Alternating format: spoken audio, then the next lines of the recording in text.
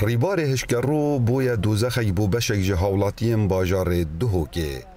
هر سال اف ریباره سهمک آمازون نیشاوی خلکی دتنو لحیا و داویه ضرر و زیان مزن گهاندینه هاولاتیان. زیان مال خرچو سارا باب من مر زیاده بلکسن ویر سر ریباری آوید گل خبر خودمت اشتگ نما هر دولت که هبتن هاری کار بنو وقت بیشتر دسته هاجد گل دست ما همزان ما چه نما همه آویدا چو و الحمدلله شکرش خوده. بجا هیویان ما کو قربوی بیت کردن حکومت بیت سرخطو و وکی گویی پشتوانی ملت خوب کرد بزانید او کسین زیان و کتین قربوی بکرد و هیویان من او چونکو حکومت تنه چیت قربوی ویچتی بکرد.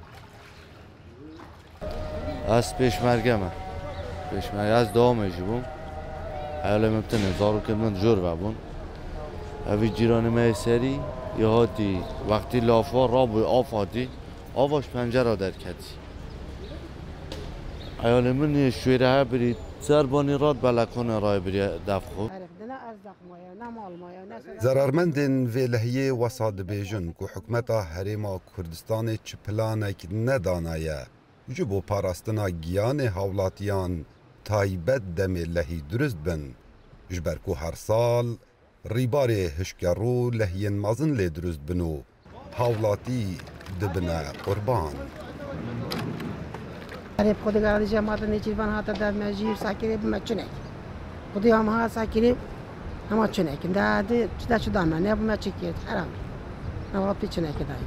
اگر تو شمرنا تعترچیت یا آب افجیه ارش من نهده حالتين اما از بکفتی سنگرم کوکنی چرفان بارزانی آتوری سوز دام گود هوا کن هوا تعویض کن هوا جک و یا شمی ممتر خانید مات کفنت پروژه داره اگر تعویض ما را کن جی اوجی مرتاح ما اوجی مرتاح. تیم حکومی نهاد ناوا جهن لحیه دادگری نو ناوا تو مارتکن داکو بزانن قباره و لحیه چند بو چند هاولاتی ضررمند بوینه لی مگلک هاولدا لیدوانه که لی ور بگرین لی چی کسی برهف نبو لیدوانه که لدور و چنده بدت. کاو عمر دنگ امریکا دهوک.